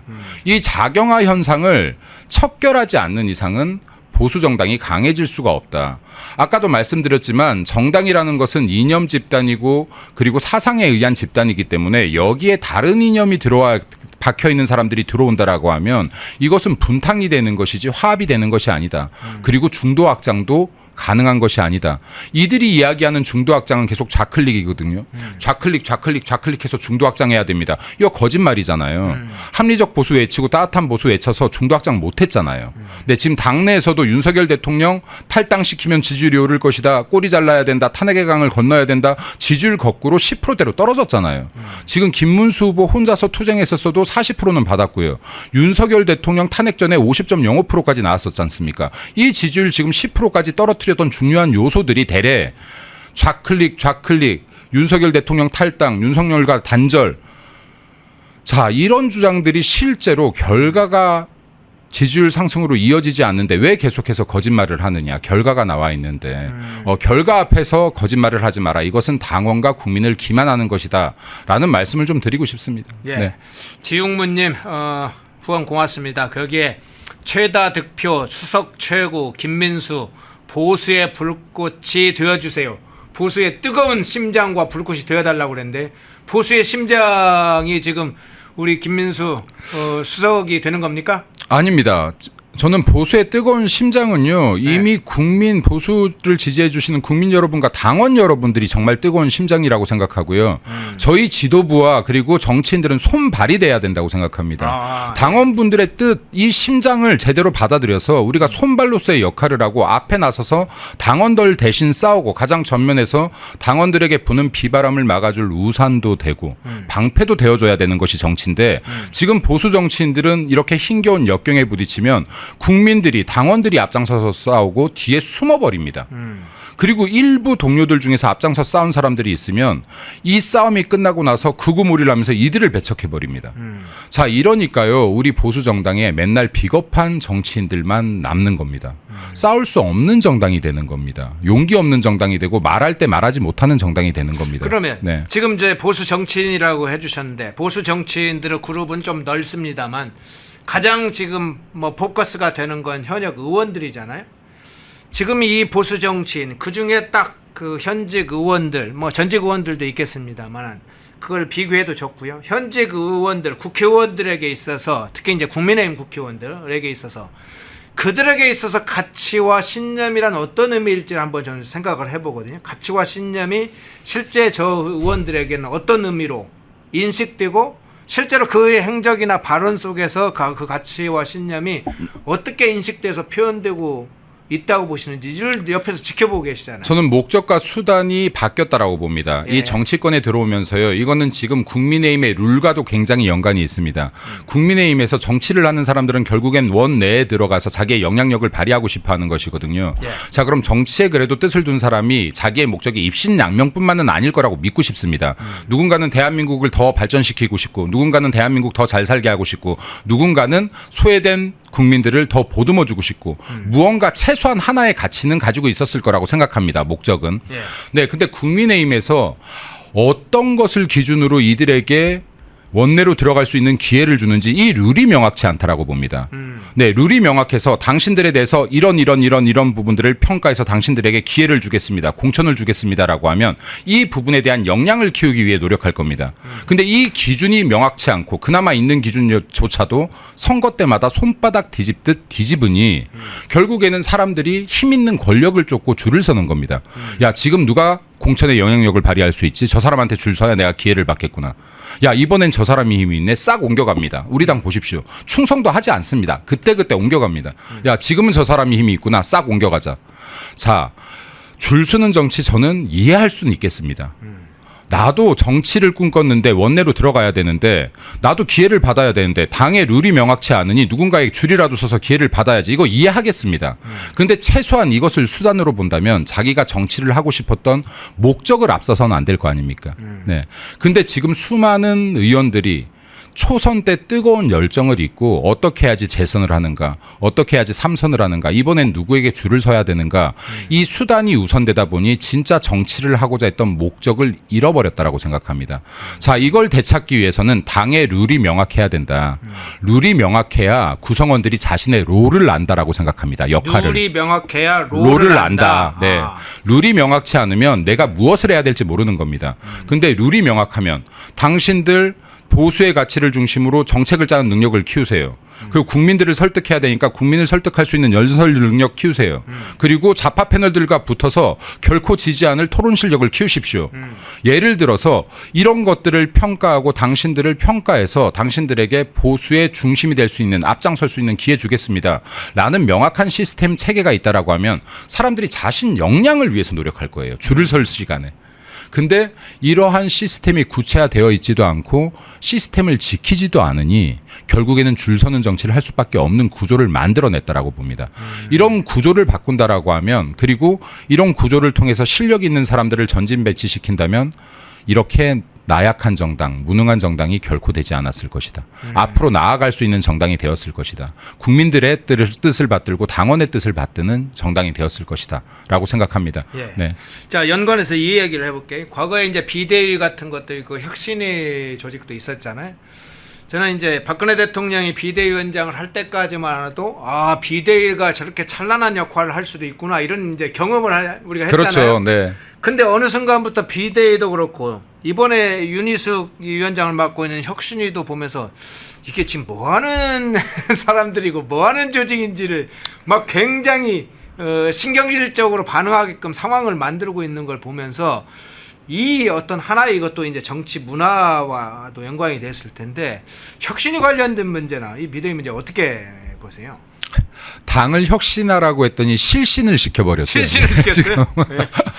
아, 근데요, 제가 이게 혁신위가 출범할 때부터 펜앤마이크에서도 말씀을 드렸었던 것 같은데요. 네. 지금이 혁신안 짤 때냐, 호란이 일어나고 외란이 일어나서 적군들이 쳐들어와서 우리 국민들의 목에 총칼을 겨눈다면 우리도 총칼을 들고 나가서 싸우는 게 먼저이지, 그때 책상머리에서 혁신안을 짜고 있을 거냐, 다 죽을 거냐. 지금은 싸우는 게 곧 혁신이다. 투쟁이 혁신이다. 지금은 투쟁을 해야 이 속에서 혁신할 수 있는 것이고, 우리 당에서 가장 많이 먼저 바꿔야 될 것은 싸울 때 싸우지 않는 것이다. 말해야 될 때 말하지 않는 것이다. 이것을 바꾸는 것이 혁신이라고 전 말하고 싶습니다. 예. 네, 문제가 뭔지 정확히 모르니 말도 안 되는 혁신안을 짜내는 것이다. 인풋이 정확해야 아웃풋이 정확한 것인데 문제 인식 자체를 잘못했으니 결과값이 잘못 나올 수밖에 없다. 그렇죠. 자, 어떠한 문제를 해결할 때 솔루션이요. 1번이 문제 인식, 두 번째가 해결 방법 모색, 세 번째가 실행 아닙니까? 자, 그러면요 가장 우선되고 가장 중요한 것이 문제 인식인데 이 문제 인식을 자기의 내피셜로 하니 제대로 된 문제 인식을 하지 않으니 어떻게 제대로 된 해결 솔루션이 나오고 그리고 행동력이 나올 수가 있겠습니까? 네, 이런 부분들은 우리 당이 진짜로 발전하고 앞으로 나아가기 위해서는 문제 인식 에 초점을 더 맞춰야 된다. 당원들의 목소리를 더 귀담아 듣고 문제 인식부터 객관화되게 해야 된다라는 말씀 드리고 싶습니다. 자, 네. 국민의힘 내부 보수 정치의 문제를 먼저 좀 앞에서 집중적으로 해봤는데 뒤에서 조금 더 시간이 되면 하는 걸로 하고 이재명 문제도 잠깐 좀 몇 가지 여쭤볼게요. 8.15 때 국민의 임명식을 한다고 그래요. 일부에는 그래서 대관식 아니야 이런 이야기까지 이게 조롱 겸 비판인데. 이미 대통령으로서 본인이 지금 일을 시작했잖아요. 그리고 또 무슨 임명식을 8.15 때 한다고 생각해요. 지금 정신 나갔죠. 네, 그러니까 지금 정신 나간 사람이죠. 지금 이게 한미 관세 문제도 한 걸음도 못 나간 상태에서 자기 임명식을 그것도 8월 15일 온 국민이 정말 하나 되는 날에 지금 국민 분열을 일으키겠다는 겁니까? 네. 그 자리가 자기를 국민들이 임명하는 자리입니까? 어떤 국민이 지금 인정을 하고 있습니까? 네. 누구한테 인정을 받았길래 국민이라는 단어를 씁니까? 자, 이 부분에 대해서 저는 이재명에 대한 부분 지금 여기서 국민 임명식 하겠다는 거 이건 국민의힘에서 정말로 강한 규탄을 해야 된다. 이번 8.15는요 다른 것도 아니고 77주년입니다. 건국. 네, 숫자도 너무나 좋아요. 네, 이렇게 좋은 날 기분 나쁘게 하지 마라. 수많은 국민들을 불쾌하게 만들지 마라. 국민 화합을 방해하지 말라는 말을 하고 싶습니다. 그리고 이렇게 강복절을 이용하고 싶은 사람들이 왜 대한민국의 건국은 인정하지 않고 그리고 강복을 이끌었던 정말 핵심적인 독립운동가인 이승만 대통령은 부정합니까? 네, 이들이 자기 편리한 대로 역사를 어떤 건 이용하고 어떤 거는 지금 부정하고 어떤 거는 왜곡하고 하는데 이런 사람들 때문에 지금 대한민국의 후대들이 잘못된 역사를 배우고 있다. 우리 아이들이 잘못된 역사를 배우고 있다. 그리고 이재명 대통령 돼서 신나서 지금 제가 봤을 땐 처음에 임명식 안 한 것도 이거를 애초부터 기획하지 않았나 싶어요. 야, 멋있게 임명식 해야지. 나 진짜 멋있게 임명식 해야지. 8.15 때 제대로 사람들 모아놓고 한번 해야겠다. 이런 생각을 했는지 모르겠는데요. 이런 짓 하지 마라. 8.15가 온전하게 국민들이 행복감을 느낄 수 있고 길일 수 있고 하나 될 수 있는 날로 만들어라 라는 말씀 드리고 싶습니다. 예. 네. 기업가 출신이니까 그리고 자부심도 굉장히 많으시고 스스로 사실은 기업을 일구고 성공시킨 주역인이 우리 김문수 대변이니까 그거 여쭤볼게요. 요즘 이제 상법이나 노동조합법 문제, 법인세 문제로 지금 들썩들썩 하잖아요. 기업계에서도 그렇고 주한 유럽 상공회의에서도 기업들이 철수할 수 있다까지 경고를 했어요. 그런데 이제 이재명은 그 시간에 삼립공장을 찾아가서 어떻게 하고 포스코 ENC에 관련된 부분을 국무회의에서 공개적으로 생중계하면서 기업들을 엄청 공격하는 지금 포인트로 가고 있습니다. 그런데 관세 현장에는 지금 입 다물고 있어요. 안 보여요? 기업들을 공격하는 이 현장의 포인트, 이 상황을 보면서 어떤 생각이 드셨어요? 지금 경제에 계속 이념의 잣대를 들이대기 때문에 이런 문제가 발생하거든요. 그럼 지금 제가 그 노란봉투법과 증권거래세에 대한 부분 좀 두 가지만 좀 짚어보겠습니다. 예. 일단 노란봉투법은요. 민주당이 수차례 이걸 입법하려고 했는데 윤석열 대통령이 제2요구권으로 계속 막아냈었습니다. 노란봉투법의 가장 심각한 것은요. 지금 안 그래도 강성노조인 민노총 등이 지금 회사에 대해서 불법 쟁의를 하거나 불법 파업을 했을 때 회사에 손실이 미치더라도 이에 대한 손해배상을 노조에 할 수 없게끔 해놓은 겁니다. 자, 이것은 뭐냐면 불법쟁이나 불법 파업에 대한 합법적인 면허권을 준 거랑 똑같아요. 안 그래도 지금 힘이 너무나 막강해서 어떻게 보면 국가보다도 정당보다도 더 막강한 힘을 가지고 있는 민주노총에게 이런 힘 또 총칼을 쥐어주겠다라는 겁니다. 자, 이렇게 되었을 때요. 이게 기업이 정상적인 운영이 가능하겠습니까?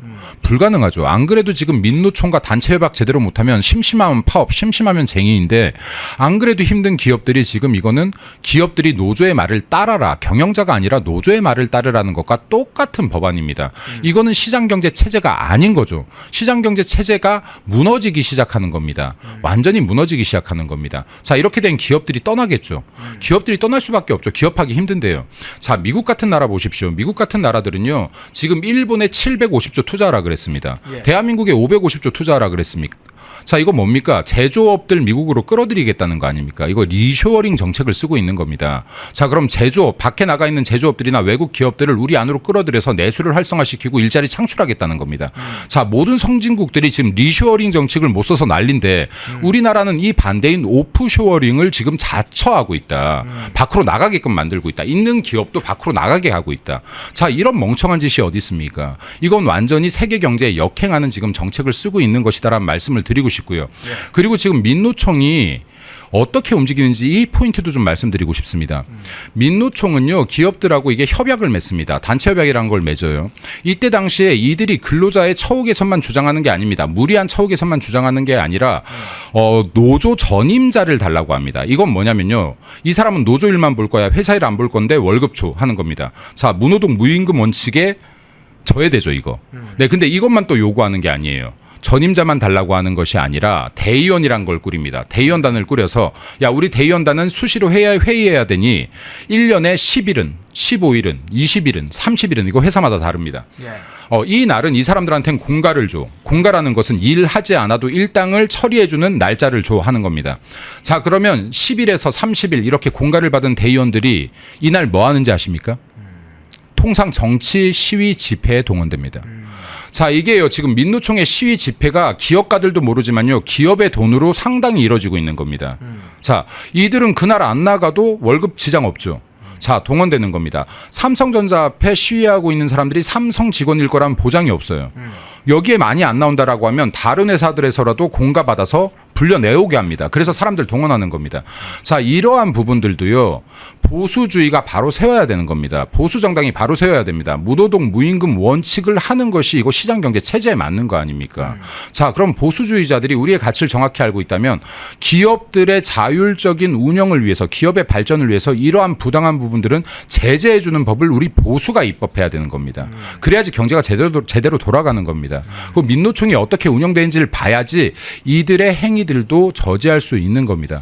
이 말씀 좀 드리고 싶고요. 그리고 제가 아까 증권거래세 좀 말씀드려야 될 것 같아요. 왜냐하면 이 부분을 국민의힘에서 정말로 강력하게 공격해야 됩니다. 이거 국민들이 가장 자극받을 수 있는 포인트인데 공격을 잘 안 하더라고요.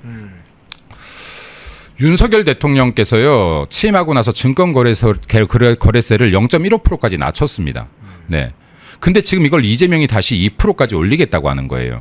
그러면 국민들께서 봤을 때 윤석열 대통령이 이걸 0.15%까지 낮췄을 때 국민들 반응 없었습니다. 뭐 좀 낮췄나 보네. 지금 이재명이 다시 0.2%로 올린다니까 뭐 약간 올라가네. 아, 그렇게 반응하고. 네, 이렇게 반응을 하는 거죠. 자, 이게 얼마나 큰 건지 보여드릴게요. 대한민국에 주식 투자하는 분들이 1,400만이 넘어요. 네, 1,500만 됩니다. 자, 그리고 여기에선 상당수가 서민분들이에요. 그럼 서민분들의 투자가 제가 평균 그냥 5천만 원 정도 될 거라고 한번 가정해 보겠습니다. 요즘에 상당수가 주식 투자에 많이 돈들을 투자하기 시작하셨으니까 한 5천만 원 된다고 가정하겠습니다. 증권거래세는요, 살 때는 내지 않아요. 팔 때 냅니다. 자, 그러면 팔 때 0.15% 내던 걸 0.2% 냈다. 5천만 원 기준으로. 그럼 기존에는 7만 5천 원 내면 되는데 이제 10만 원 내야 되는 겁니다. 그럼 한 번 거래할 때 2만 5천 원이 더 내야 되는 거죠. 별거 아닌데라고 생각 드시죠. 주식 투자 크게 보면요, 세 가지 정도의 형태가 있습니다. 하루에 수번에서 수십 번 거래하는 데이 트레이닝, 1주에서 2주마다 매매를 하는 스윙 투자, 그리고 중장기 투자로 구분하겠습니다. 스윙, 여기 데이 트레이너들 같은 경우는요, 지금 젊은 분들 거의 다 데이 트레이닝을 하시거든요. 하루에 적게는 4-5번, 많게는 수십 번 거래를 합니다. 자, 한 번 거래할 때마다 2만 5천 원을 더 내요. 5번 거래한다라고 하면 얼마 더 내야 되죠? 12만 5천 원 내야 됩니다. 그러네요. 네, 하루에 12만 5천 원을 더 내야 돼요. 지금 여러분들 얼마 전에 받았던 재난지원금 15만 원 하루 만에 없어지는 겁니다. 그러네요. 자, 그럼 하루에 12만 5천 원 내면 한 달에 얼마죠, 이거? 360만 원 돈입니다. 거의 400만 원 됩니다. 1년이면 얼마입니까? 4,800만 원입니다. 대한민국의 중형차 한 대 값 날리는 겁니다. 자, 여러분 이거 인지하셔야 돼요. 증권거래세가요, 0.15%에서 0.2%로 올라가는 순간 여러분들을 지금 데이 트레이닝 하루에 5번 거래하시는 분들은 1년에 자동차 한 대 값 날리는 것이다. 하루면 얼마 전에 받았던 지원금 날리는 것이다. 한 달에 최소한 400만 원 날리는 것이다. 자, 이거 여러분들께서 기억하셔야 됩니다. 자, 그러면 나는 데이 트레이너 아닌데 나는 스윙 투자야. 난 1, 2주에 한 번뿐이 거래 안 해. 자, 이분들 예시로 들어볼게요. 한 번 투자할 때 2만 5천 원 더 냅니다. 일주일에 한 번 투자한다고 생각하겠습니다. 거래한다고. 한 달에 4번입니다. 한 달에 10만 원 더 내죠. 한 달이면 얼마 전에 받으셨던 15만 원 지원금 날라갑니다. 네, 1년에 120만 원 더 내셔야 됩니다. 세금, 증권 거래세만으로도요. 자, 여러분 보세요. 민주당 좌파 세력이 주장하고 있는 이러한 포퓰리즘이 얼마나 허황된 건지 보세요. 여러분들한테 공짜 돈 15만 원 준 게 아닙니다. 15만 원 주니까 예산 13조, 14조 들어가죠. 이 돈 다시 회수해야 되는데 어떻게 회수하냐. 여러분한테 15만 원 줘놓고요. 적게는 수백만 원에서 많게는 수천만 원을 다시 걷어들이는 겁니다. 이 증권거래세 내는 주체들 누굽니까? 대다수가 서민입니다. 여러분입니다. 자, 이거를 제대로 계산하시고 대응하세요. 이거 국민의힘에서 공격 포인트로 잡으십시오. 이거 1,400만 주식 투자자들이 분노하게 만드셔야 되는 겁니다. 그리고 이게 윤석열 대통령이 0.15%로 나섰을 때 왜 국민들이 이거 환호하지 않았느냐, 잘 몰랐느냐, 이거 레거시 미디어들이 제대로 알려주지 않기 때문입니다. 자, 지금도 0.2%로 올리는데 왜 국민들이 분노하지 않느냐? 레거시 미디어들이 제대로 알리지 않기 때문입니다. 자, 국민 여러분들께서 이 부분 정확히 정리하셔서 주변에 많이 알려주십시오. 옆에 너나 할 거 없이 주식 투자하는 분들 산더미처럼 있지 않습니까? 너무 많지 않습니까? 이분들에게 너 15만 원 공짜로 받았지, 너 하루에 10만 원 더 나가는 거야. 이거 꼭 가르쳐 주시기 바랍니다. 이거 더하기 빼기 곱하기 나누기 산수라는 말씀 드립니다. 네. 예. 자, 집중 즉각 즉석 인터뷰니까 두 가지 부분만 한번 여쭤볼게요. 자, 그러면 첫 번째로 이걸 한번 여쭤보겠습니다. 저는 우리 김민수 대변인이 최고위원으로 지금 출마 내일 선언을 하고 등록은 며칠 날 하나요? 30일, 31일 내일하고 모레 양일에 합니다. 이틀간 네, 있으니까 그렇습니다. 네. 그러면 최다 득표 이야기가 지금 굉장히 많은 분들이 최다 득표 이야기를 몇 분이 써주셨어요. 최다 득표를 하려면 적어도 전체 투표자의 제가 보기엔 한 30% 정도는 가까이 얻어야 될 것 같거든요. 저도 30%더 얻어야지 가능하다고 생각합니다. 최다 득표 네. 전략 어떻게 나름대로 구상하고 있습니까? 저는 사실은 이게 이번에 전략이라고는 없다고 봅니다. 왜냐하면 이미 당원들의 마음속에 보수를 지지하는 수많은 예국 시민들의 마음속에 어떤 사람들이 당의 지도부로 서야 되는지 마음이 서셨을 거라고 생각합니다. 예. 네. 그리고 이 힘을 이번에만큼은 보여주셔야 됩니다. 그래야지 동료들을 그리고 함께 싸웠던 국민과 당원들을 극우몰이하는 세력들이 앞으로 입을 열지 못하게 할 수 있습니다. 만약에 이것이 현실화되지 못하면요, 이들은 앞으로 전당대회가 끝나고 나서도 당내에서도 계속해서 반대 여론을 펼치면서 동료들을 그리고 당원들을 극우몰이하면서 계속해서 분탕을 칠 겁니다. 우리 당이 한 걸음도 나아갈 수 없을 겁니다. 제가 진짜로 간청드리고 싶은 것은요, 정말 존경하는 우리 당원 여러분들과 그리고 보수의 가치를 믿고 자유대한민국을 사랑하는 국민 여러분들께서 당대표부터 최고위원 그리고 청년 최고에 이르기까지 단 한 명도 빼지 않고 민주당의 폭거에 대항할 수 있고 자유대한민국을 지키려는 의지가 있고 보수의 가치를 바로 세우려는 의지가 있는 사람들로 채워주십시오. 그래야지 이 마지막 기회를 살려낼 가능성이 생깁니다. 작은 희망의 불꽃이라도 생길 수 있다라는 말씀을 간절하게 드리고 싶습니다. 예, 마지막 질문 좀 드릴게요. 자, 이번 당원 지금 그 방금 말씀하신 내용 중에 이미 조금 포함이 이미 돼 있는데 이번 당원들, 국민 일반의 여론들도 영향을 미칩니다만 일단 당원들이 상당히 중요한 의사결정을 해야 되기 때문에 이번 당원들이 최고위원을 뽑을 때 가장 중요한 선택 기준이 무엇이어야 하는지에 대해서 좀 아까 이야기를 했습니다. 네. 그 부분 다시 한번 이야기하면서 또 하나 김민수 지금 우리 대변인이 수석 최고위원이 된다. 그러면 이게 사실은 당의 큰 변화에 물꼬를 트는 것이다. 시작되는 것이다. 저는 지금 국민 여러분과 당원 여러분들과 함께 피 터지게 싸웠던 분들들 그리고 보수의 가치를 주장하는 분들이 최고위원이 된다면 이것은 당원들의 의사가 반영된 사람이다. 네. 그러면 이제 당원들의 뜻이 무엇인지 명확하게만 나온다라고 하면 절대 당원들을 극우몰이하거나 그리고 당내 동료를 극우몰이하는 사람들은 이 당에서 살아남을 수 없게 될 것이다. 이것이 너무나 정답 아닙니까? 예. 당원의 선택을 받지 못하는 사람들은 이제 입을 다물 수밖에 없는 상황이 올 겁니다. 여러분들의 목소리를 누가 대변하는지 잘 봐주십시오. 그래서 당대표부터 한 명으로 안 됩니다. 당대표부터 최고위원, 청년 최고까지 여러분들과 함께 앞으로 발걸음을 옮길 수 있는 사람들을 선택해 주셔야 된다. 그리고 지금 저는 이게 컷오프 굉장히 문제 있다라고 보거든요. 예. 당내 룰이 아까 제가 룰이 명확해야지 롤이 나온다라고 했는데 자 보십시오. 당내 룰은요. 당원 80%와 여론조사 20%예요. 8대 2예요. 근데 이게 매번 예비 경선이라는 이유로 여론조사 100%로 바뀌었다가 당원 여론 5대 5로 바꿨다가 그때 왔다 갔다 합니다.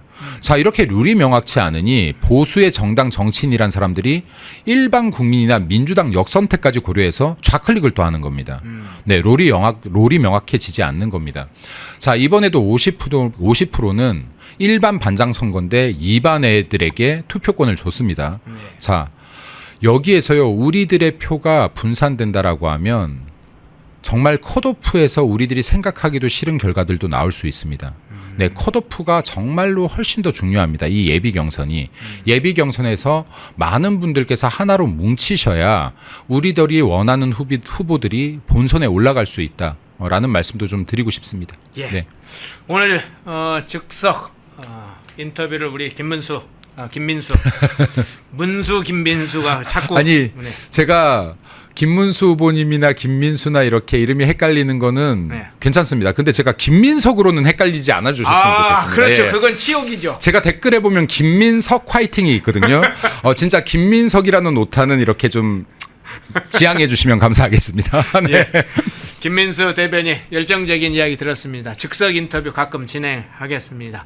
김민수 대변인이었습니다. 고맙습니다. 네, 감사합니다. 감사합니다. 펜앤마이크와 광동이 함께 준비한 광동 루테인 밀크시슬 혈행 개선, 노화로 인한 눈 건강, 간 건강. 펜앤마이크 TV 단독 할인 2개월분 한 박스에 3만원, 6개월분 세 박스에 84,000원. 펜앤마이크 구독자 전용 댓글 상단 할인 링크에서 구매 가능합니다. 전화 문의는 1661-6915, 전화 문의는 1661-6915. 펜앤마이크와 광동이 함께 준비한 광동 면역보감 데일리 스틱 2024년 건강기능식품 대상 높은 흡수율, 휴대와 섭취가 간편한 스틱형 펜앤마이크 TV 단독 할인 1개월분 한 박스에 33,000원, 3개월분 세 박스에 9만원. 펜앤마이크 구독자 전용 댓글 상단 할인 링크에서 구매 가능합니다. 전화 문의는 2661-6915, 전화 문의는 2661-6915.